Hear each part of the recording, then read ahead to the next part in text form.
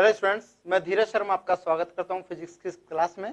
आज का हमारा टॉपिक है टोटल इंटरनल रिफ्लेक्शन, पूर्णांतरिक परावर्तन।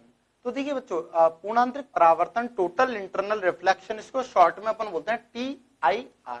ठीक है बेटा, बार बार अपन वर्ड को इस्तेमाल करने से अच्छा है कि शॉर्ट में बोलेंगे TIR। ठीक है बेटा, है ना, ध्यान रखिएगा बेटा। TIR वर्ड अपन इस्तेमाल करें तो इसका मतलब यही है, टोटल इंटरनल रिफ्लेक्शन, पूर्णांतरिक परावर्तन।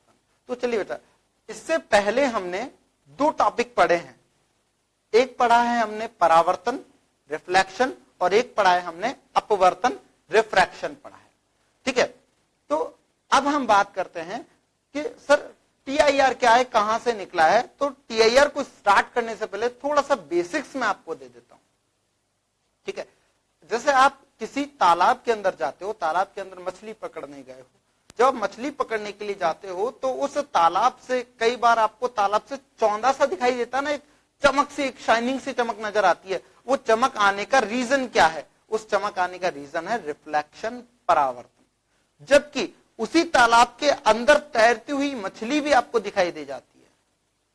ठीक है, तो वो मछली भी आपको दिखाई दे जाती है, यानी कि पानी के अंदर भी आप देख पा रहे हो, यानी कि लाइट रेस पानी के अंदर भी एंटर कर पा रही है और पानी की सरफेस से टकराकर हमारी आंखों पे रिफ्लेक्ट भी हो रही है। ठीक है, पानी की सरफेस से रिफ्लेक्ट होकर हमारी आंखों में भी आ रही है। तो रिफ्लेक्शन भी हो रहा है और वहां रिफ्रैक्शन भी हो रहा है। हम क्या करते हैं, इनकी पर्टिकुलर स्टडी करते हैं कि रिफ्लेक्शन की अलग से स्टडी कर ली, रिफ्रैक्शन की अलग से स्टडी कर ली, परावर्तन के बारे में अलग से हमने पढ़ लिया और अपवर्तन के बारे में हमने अलग से पढ़ लिया। ठीक है, पर ओवरऑल जब कोई प्रकाश की किरण आती है, जब कोई लाइट रे आती है, तो लाइट रे जब आती है तो उसका पार्शियली तो रिफ्लेक्शन होता है और पार्शियली होता है रिफ्रैक्शन। समझ रहे हो? पार्शियल मतलब आंशिक रूप से। जो भी प्रकाश की किरण आई है उसका अकेले परावर्तन या अकेले अपवर्तन नहीं होगा, उसका आंशिक रूप से परावर्तन भी होगा, आंशिक रूप से अपवर्तन भी होगा। यानी कि पार्शियल वहां रिफ्लेक्शन भी होगा और पार्शियल रिफ्रैक्शन भी होगा। तो देखिए TIR के अंदर यही कंसेप्ट आपको गौर करके देखना है। देखिए, अब TIR के लिए एसेंशियल कंडीशन कौन कौन सी है, TIR कब होगा, किस कंडीशन में होगा, कब इसको हम लगाएंगे, आइए अब इसके बारे में थोड़ी सी हम बात करते हैं। तो TIR के लिए बेटा मैंने डेफिनेशन यहां लिखी है। सबसे पहले मैं जो लिखी हुई डेफिनेशन है उस पर अटैक करते हैं, फिर उसमें से कंसेप्ट निकालने की कोशिश करते हैं। डेफिनेशन निकली तो इसके अंदर एसेंशियल कंडीशंस कौन कौन सी हैं। When a light ray passes from denser medium to rarer medium, यहां मैं लिख सकता था rarer से denser जाना, and reflect back। अब लाइट रे एक मीडियम से दूसरे मीडियम में जा रही है, रिफ्रैक्शन होना चाहिए, बट यहां रिफ्लेक्शन हो रहा है। हेलो स्टूडेंट्स, तो देखिए TIR के बारे में बात कर रहे थे। तो TIR के लिए एसेंशियल कंडीशंस कौन कौन सी है, यहां पार्शियल रिफ्लेक्शन, पार्शियल रिफ्रैक्शन तो होगा ही। अब कॉन्सेप्ट ये देखना है आपको TIR होगा कब। तो TIR के लिए दो एसेंशियल कंडीशंस हैं बेटा, उनको आपको जरूर ध्यान में रखना है। दो जरूरी आवश्यक शर्तें हैं, तभी TIR होगा, वरना TIR नहीं होगा। बेसिक क्वेश्चंस कई बार नीट में भी एग्जाम के अंदर ये पूछे जा चुके क्वेश्चंस हैं, तो TIR के ऊपर बहुत अच्छे क्वेश्चंस मिलते हैं, तो जरा फोकस करके देखिएगा बेटा। ठीक है, TIR के लिए दो एसेंशियल कंडीशंस होती हैं। पहली TIR के लिए कंडीशन होती है कि लाइट रे हमेशा डेंसर से रेयरर में ही जानी चाहिए, यानी कि प्रकाश की किरण यदि जाती है तो वह हमेशा सघन माध्यम से विरल माध्यम में ही जानी चाहिए, यानी कि सघन माध्यम से विरल माध्यम में ही प्रकाश की किरण जानी चाहिए, तब ही पूर्णांतरिक परावर्तन होगा, तब ही TIR होगा। ठीक है, यानी कि डेंसर से रेयरर में ही ये जानी चाहिए, तब ही क्या होगा, TIR होगा। और दूसरा बेसिक कंसेप्ट यह है कि आपतन कोण का मान क्रांतिक कोण से अधिक होना चाहिए। जो एंगल ऑफ इंसिडेंस है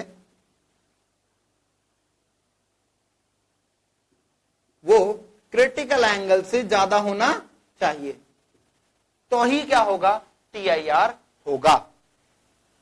तो ये दो ही एसेंशियल कंडीशन है बेटा, सिर्फ दिखने को सिर्फ ये दो एसेंशियल कंडीशंस हैं, बट बेसिकली कंसेप्ट इतना गहरा दे देती है बेटा कि अच्छे अच्छे क्वेश्चंस इनसे बन जाते हैं, अटेम्प्ट नहीं हो पाते। बट ये टॉपिक अटेम्प्ट होगा भी और आप करके भी बताओगे। जस्ट जो मैंने आपको पॉइंट्स बताए हैं उन पॉइंट्स के बारे में आप अच्छे से फोकस करते रहिएगा, और जो पॉइंट्स मैं आगे बताने जा रहा हूं उन पे भी फोकस करते रहिएगा।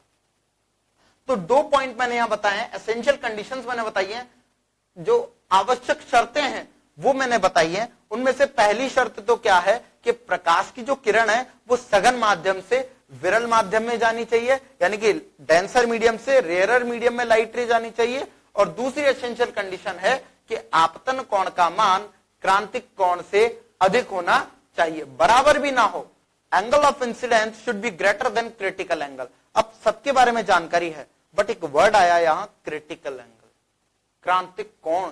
तो क्रांतिक कोण है क्या, ठीक है? तो क्रांतिक कोण के बारे में हमें जानकारी लेनी है अभी।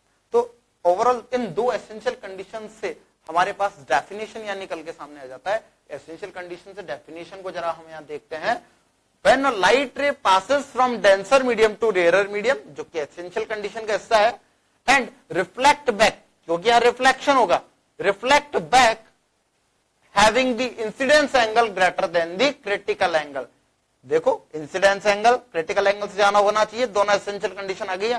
Called total internal reflection. इस फिनोमेना को क्या कहेंगे? टोटल इंटरनल रिफ्लेक्शन कहेंगे। बात करते हैं जब कोई प्रकाश की किरण सघन माध्यम से विरल माध्यम में जाती है। देखिए, एसेंशियल कंडीशन है, आवश्यक शर्त है, जब कोई प्रकाश की किरण सघन माध्यम से विरल माध्यम में जाती है और आपतन कोण का मान क्रांतिक कोण से अधिक हो जाता है, आपतन कोण का मान क्रांतिक कोण से अधिक हो गया है, तो होने वाला परावर्तन क्या कहलाएगा? पूर्णांतरिक परावर्तन। परावर्तन ही होगा यहां, क्योंकि टॉपिक ही परावर्तन लिखा हुआ है यहां, ठीक है?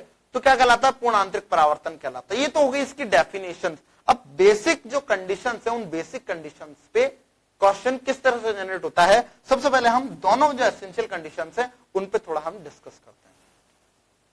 पहली एसेंशियल कंडीशन, लाइट रे डेंसर से रेयरर में जानी चाहिए, यानी सघन से विरल में जानी चाहिए, ठीक है? सबसे पहले आपको ये माध्यमों के बारे में पता होना चाहिए, मीडियम्स के बारे में ये जानकारी होनी चाहिए कि डेंसर कौन सा है और रेयरर कौन सा है। मैं आपको माध्यम के बारे में पिछली क्लासेस में बता चुका हूं, तो फोकस करके देखिएगा बेटा। माने जैसे मान लीजिए मैं कुछ एग्जांपल्स यहां ले रहा हूं, तो कुछ उन एग्जांपल्स के अंदर आप इसको समझ के देखिएगा। जैसे मैं लेता हूं, I have just taken water and air. मैंने एक तो पानी लिया है, यानी कि जल लिया है, और एक हवा ली है, ठीक है? तो आपको यह बताना है कि कौन सा माध्यम सघन है और कौन सा माध्यम विरल है। सिंपल सी बात है, सघन माध्यम वो होता है जिसमें पार्टिकल्स पास पास होते हैं, जिसकी डेंसिटी हाई होती है, वो डेंसर मीडियम है, और जिसकी डेंसिटी लेस है उसके लिए रेयरर मीडियम होता है, वो यानी कि विरल माध्यम होता है। कण दूर दूर तो विरल माध्यम, कण पास पास तो सघन माध्यम। तो इसके अंदर सघन माध्यम अर्थात डेंसर मीडियम कौन सा है? वाटर। और रेयरर कौन सा है? एयर। यानी कि एयर और वाटर लिया है, तो लाइट रेज, प्रकाश की किरण कहां से कहां जानी चाहिए? वाटर से एयर में ही जानी चाहिए।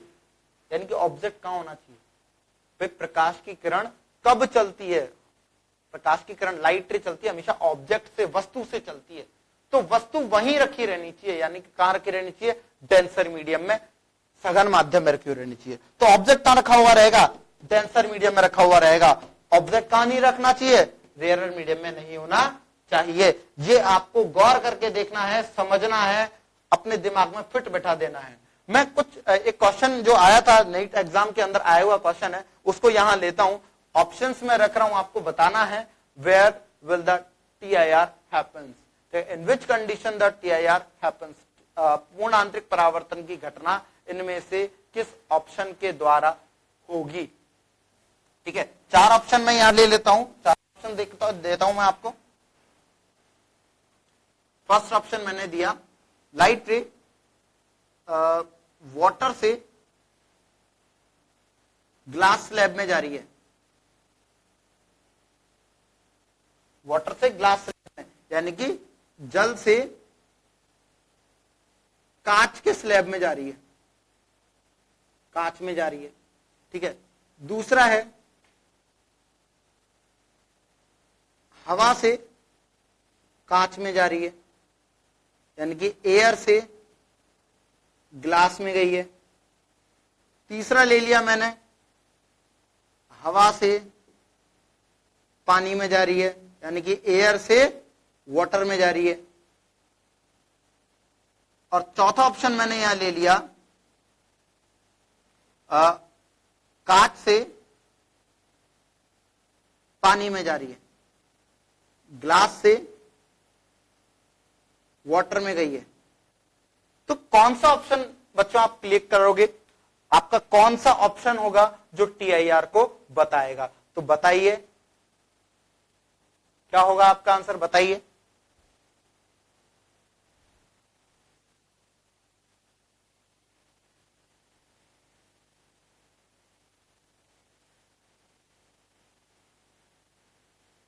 हाँ तो बच्चों क्या होगा इसका आंसर? आंसर कौन सा होगा? फोर्थ। कौन सा ऑप्शन होगा? फोर्थ ऑप्शन होगा। कैसे होगा? देखिए, वाटर और ग्लास, जल और कांच, ये रेयरर मीडियम, ये कौन सा हो गया? Denser medium. तो लाइट रे कहां से कहां जा रही है? रेयरर से डेंसर में जा रही है, विरल से सघन में जा रही है। ये तो कंडीशन नहीं है। लाइट रे कहां से कहां जानी चाहिए? सघन से विरल, डेंसर से रेयरर। ये जा रही है R से D, रेयरर से डेंसर में। ये देखते हैं, ये भी हवा रेयरर हो जाएगी इसके कंपैरिजन में, ये डेंसर हो जाएगी, यानी कि विरल और सघन, विरल सघन, विरल सघन। और इसमें भी देखते हैं, एयर से वाटर, ये भी रेयरर यानी कि विरल, और ये भी सघन यानी कि डेंसर। बट फोर्थ ऑप्शन एक ऐसा है, वैसे तो तीन ऑप्शन जो गलत हो चुके हैं तो ऑब्वियसली आपका फोर्थ ऑप्शन होगा, वरना बोनस ले चुके हो आप। बट फिर भी आप चेक करें, ग्लास और वाटर, वाटर कैसा मीडियम है? रेयरर यानी कि विरल, जबकि ग्लास कैसा है? सघन यानी कि डेंसर। और लाइट रे किस में जानी चाहिए? डेंसर से रेयरर में। तो डेंसर से रेयरर में कौन सा ऑप्शन है? आपका फोर्थ ऑप्शन है। तो ये ऑप्शन क्या हो जाएगा आपका? बिल्कुल करेक्ट हो जाएगा। तो आपको यहां फोकस करना है पहले पॉइंट पर कि लाइट रे हमेशा डेंसर मीडियम से रेयरर मीडियम में ही जानी चाहिए, जो कि एक एसेंशियल आपके लिए पॉइंट बन जाता है। अब जरा हम बात करते हैं क्रांतिक कोण क्रिटिकल एंगल पर। तो वो क्रिटिकल एंगल को जानने के लिए आइए हम एक डायग्राम पर फोकस करते हैं। मैंने ऑलरेडी यहां उस डायग्राम को ड्रॉ किया हुआ है, ठीक है बेटा। तो देखो, इन एसेंशियल कंडीशंस को मैं मिटा देता हूं, आपको दिमाग में बिल्कुल फिक्स रखना बेटा इनको, है ना। तो देखिए बेटा,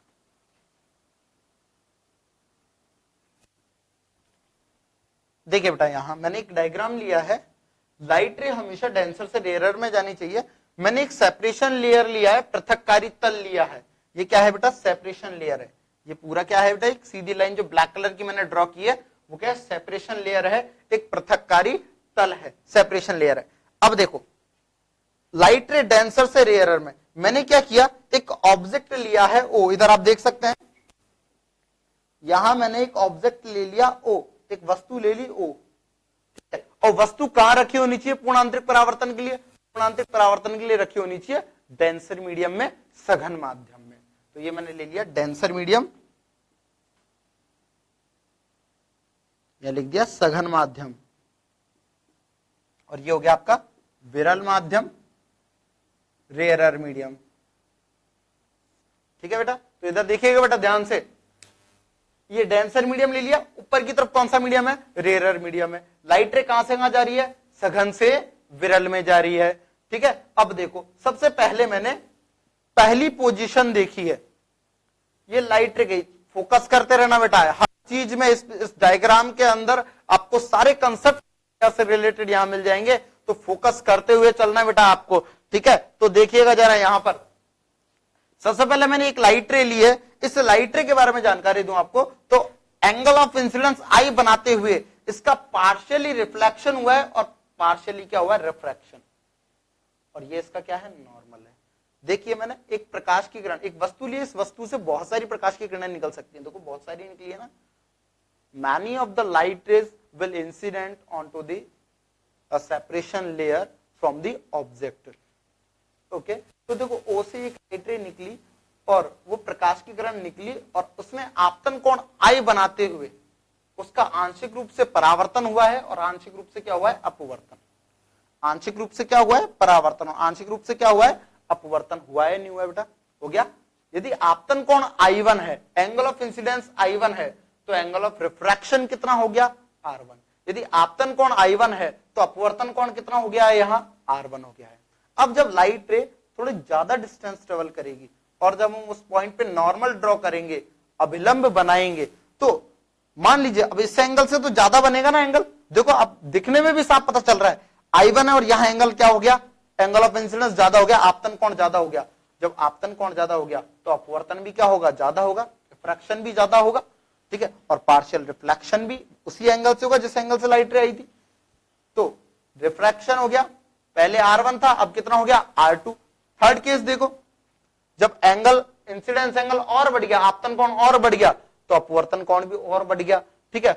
अब आपतन कोण और बढ़ गया, अब I4 हो गया, अपवर्तन कोण और बढ़ गया, ठीक है। तो उसी हिसाब से रिफ्लेक्टेड रे, परावर्तित किरण जो कि पार्शियली रिफ्लेक्ट हो रही थी, वो भी देखो एंगल के साथ उसी एंगल से साथ निकल गई।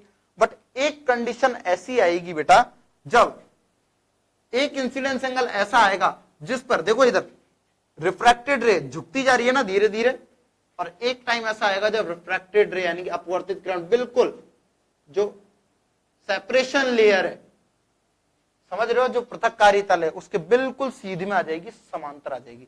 तो देखो आप देख पा रहे हो ब्लैक कलर की लाइट रे देख पा रहे हो, ये ब्लैक कलर की लाइट रे देखो, ब्लैक से जो बना रखी है मैंने रिफ्रैक्टेड लाइट रेज है, अपवर्तित किरणें हैं, और ब्लू कलर से जो बनाई है मैंने परावर्तित किरणें हैं। मैं यहां मेंशन कर देता हूं, आप जब डायग्राम बनाए तो यदि आप कलरफुल पेन्स यदि इस्तेमाल कर रहे हैं तो कलरफुल पेन्स में इसका इस्तेमाल करके यहां मेंशन कर सकते हैं कि यहां ब्लू कलर मतलब आंशिक परावर्तित किरण, आंशिक परावर्तित किरण, पार्शियल रिफ्लेक्टेड रे। और इधर ब्लैक से मैं कहूं, यदि मैं बात करूं ब्लैक से, तो ब्लैक से मैंने कौन कौन सी लाइट रे ली है, रिफ्रैक्टेड लाइट रे, आंशिक अपवर्तित किरण, आंशिक अपवर्तित किरण, पार्शियल रिफ्रैक्टेड रे, यहां मैंने ली है। क्लियर है बेटा? तो देखो अब ब्लू कलर यानी कि पार्शियली रिफ्लेक्टेड और ब्लैक कलर की यानी कि पार्शियली रिफ्रैक्टेड, दोनों लाइट रे क्या है, ऐसी है, सेपरेशन लेयर के पैरेलल चली गई ना, यानी कि नीले कलर में आंशिक परावर्तित किरण और आंशिक अपवर्तित किरण ब्लैक कलर की, काले रंग की, दोनों क्या है, एक ही डायरेक्शन में है ना। तो एक ही डायरेक्शन में होने के कारण ये क्या हो जाएंगी, एक ही डायरेक्शन में सेपरेशन पृथककारी तल की दिशा में हो गई। तो देखो अब यदि मैं अपवर्तन कोण को नापू तो वो अपवर्तन कोण कितना आएगा, R = 90। तो देखो अभिलंब से नापो कितना आएगा, ये 90 तो आएगा भाई। अब यदि नॉर्मल से मैं इसको मेजर करता हूं कि कितना एंगल बन रहा है इन लाइट रेस का, तो देखो 90 डिग्री बन रहा है, नहीं बन रहा है। पर यदि मैं अब एंगल ऑफ इंसिडेंस, इस एंगल ऑफ इंसिडेंस जिस पर रिफ्रैक्शन एंगल कितना हो गया, 90 डिग्री, इसी को अपन बोलते हैं critical angle, angle of incidence on which, angle of incidence, इसको क्या बोलेंगे, इस एंगल को क्या बोलेंगे, क्रिटिकल एंगल बोलेंगे। क्या बोलेंगे इसको, क्रिटिकल एंगल बोलेंगे। अब क्रिटिकल एंगल बोल देंगे इसको, इधर देखो कंडीशन लिखी हुई है ना, इंसिडेंस एंगल ग्रेटर देन दी क्रिटिकल एंगल। तो क्रिटिकल एंगल हमारे पास आ चुका है। क्रिटिकल एंगल की मुझे डेफिनेशन लिखनी है, तो डेफिनेशन में क्या लिखूंगा, एन इंसिडेंस एंगल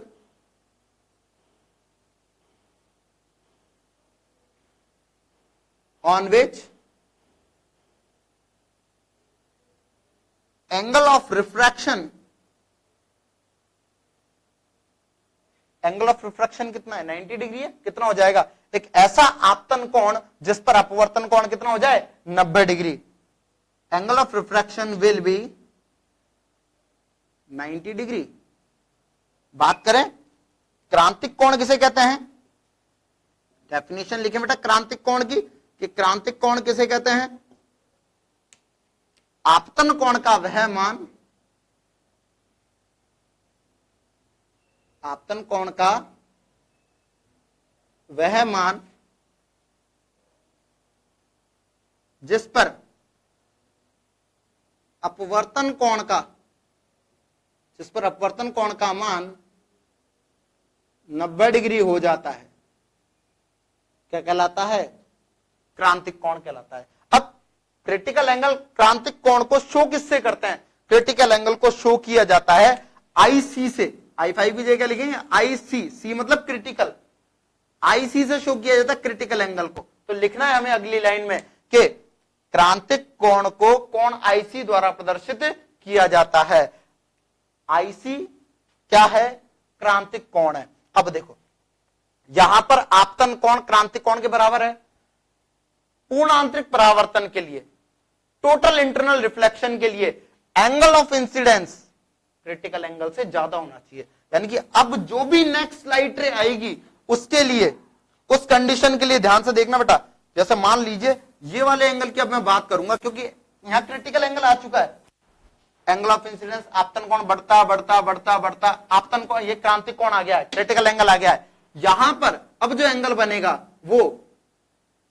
बनेगा वो क्रिटिकल एंगल से क्या होगा? ज्यादा। सोचते चलो 10, 20, 30, 40, मान लो 50 पे बन गया, ठीक है। तो ये 50 से ज्यादा ही तो होगा, 50.5, 50.1, 50.1 तो ज्यादा हो गया ना आपतन कोण से। तो आपतन कोण का मान क्रांतिक कोण से क्या हो गया? ज्यादा हो गया। और ज्यादा होते ही अब देखो एक जरा देखो ध्यान से देखना, एक चिड़ियाएं बन रही है, इधर देखो जरा, ये लाइट रे देखना, ब्लैक एंड ब्लू, रिफ्रैक्टेड रे, रिफ्लेक्टेड रे, खुली हुई है, सॉरी,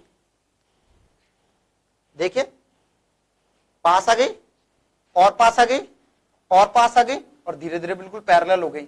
तो देखो ओवरऑल हो क्या रहा है? रिफ्रैक्टेड रे नीचे आती जा रही है ना, आती जा रही है ना, तो धीरे धीरे रिफ्रैक्टेड रे पैरेलल हो गई, और पैरेलल होती है तो वो रिफ्रैक्टेड रे अब कहां एंटर हो जाएगी? बिल्कुल उसी डेंसर मीडियम में चली जाएंगी जिस डेंसर मीडियम से, जिस सघन माध्यम से वो प्रकाश की किरण आ रही थी, उसी में चली गई है। देखो तो यहां क्या रिफ्रैक्टेड रे मिली है? क्या पार्शियल पार्ट बचा है क्या रिफ्रैक्टेड रे का? क्या आंशिक अपवर्तित किरण बची है क्या? यहां देखो ऊपर से नीचे झुकती झुकती झुकती उसी डेंसर मीडियम में आ गई जिस मीडियम में से वो चली थी, जिस डेंसर मीडियम से वो बाहर निकली थी, उसी डेंसर मीडियम में चल के वापस आ गई है। और इसी कंडीशन को, इसी प्रोसेस को, इसी फिनोमिना को कहा जाता है TIR, पूर्ण आंतरिक परावर्तन।